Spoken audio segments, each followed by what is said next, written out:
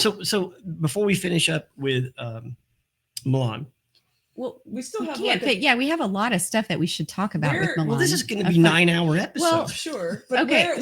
where do the Milan pictures stop? In the 10th hour. Because I would like to just at least skim through them. Do you see the cathedral? This right here? Yeah. Yeah, go to that one. Go to the cathedral. So this is the Cathedral of Milan, and two things that I'll note, and then Renee can take it from there. One is the richness in the detail. Mm-hmm. So if you took, and I'll post more pictures and video of this, but do you see the door? Mm-hmm. Okay. That door. And look at the people. Yes. Yeah. The size. First of all, good way to point that out, Terry. The size of the people at the bottom, that's how big that is. But the door, you can be as close as I am to this microphone, and there will be an inscription or an artwork on that door that is as intricate as anything as someone doing 10 years of labor in a square that big. Mm-hmm. So you can zoom in, if you will, to where you're looking that close to the door, and there will be a metal worked figure that, you can literally see the bracelet that is detailed on the hand of the figure that would be no more than like 2 inches, right? Maybe an inch. Every bit of that church is covered on the inside, every bitty detail. A worker would work his entire life on 4x4 square, and it be, get paid a salary, and it be his, and that's where the term came from, someone's life's work. Yeah. Well, it was literally their life's work, and they would go, and their generations would know that was so-and-so's, square and all that. But because of that, but it also is like hundreds of years to finish that cathedral. Yeah. So, I mean, if you think about like our country is old as many years as it took to finish. Yeah. In fact, I think the Milan Cathedral, Napoleon actually came through, when and he loved the cathedral so much. And you'll see different, if you're into like architecture and stuff like that, you'll see the periods of architecture change with that cathedral, because it ends up, when it is finished, he commissioned to have it. In fact, there is a statue of Napoleon out in front of the cathedral in the square. Oh, wow. He loved it. And so he commissioned to have it finished. Well, it's finished in a very Gothic style, which is not like the traditional. So, and that's really cool. Weird. Most people go into Milan, see that, holy build, and why is there a statue of Napoleon out in front of whatever, Yeah. And so so here's the top.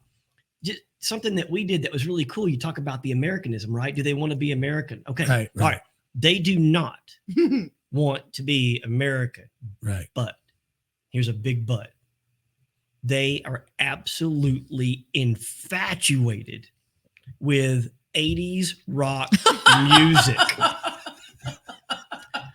70s, 80s. So it's more 80s. We're talking the clubs over there, the vast majority. Okay, you walk into a club over here, whether it be mostly young kids or whatever, and you're gonna hear something to the effect of, Right. Nope.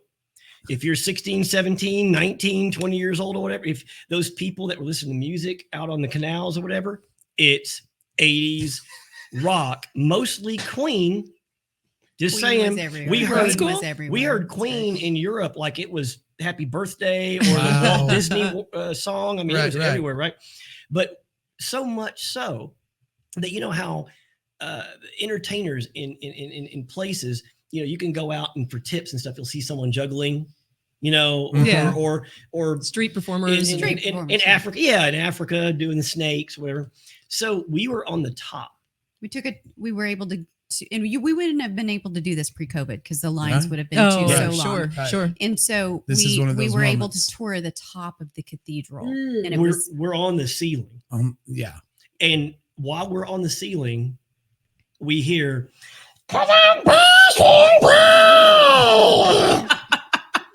and we're taking this tour, and we're like, we're doing this, we go in a building. We come out of the building, and literally, this is a surreal moment.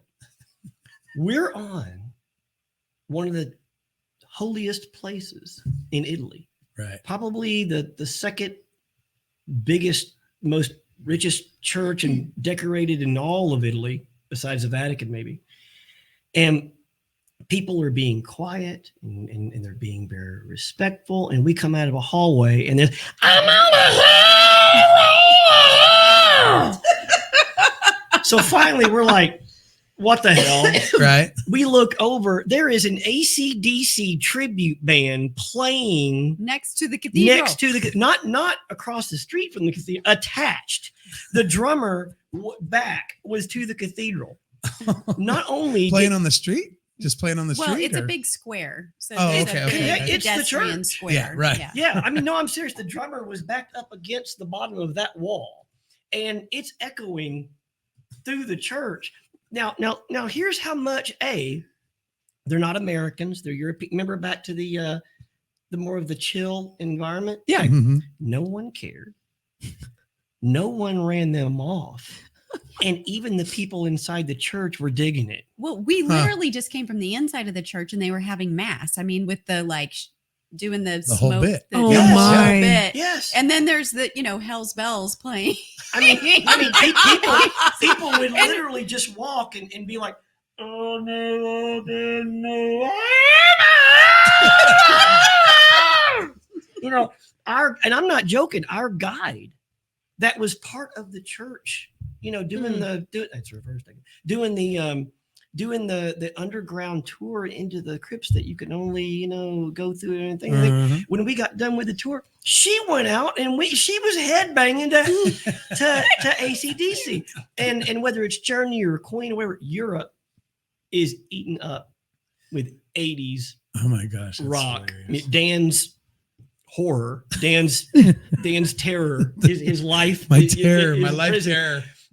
You can't go anywhere, even so much as eat a hamburger without 80s rock. Wow. So once again, love Italy. Right. Yeah. Yeah.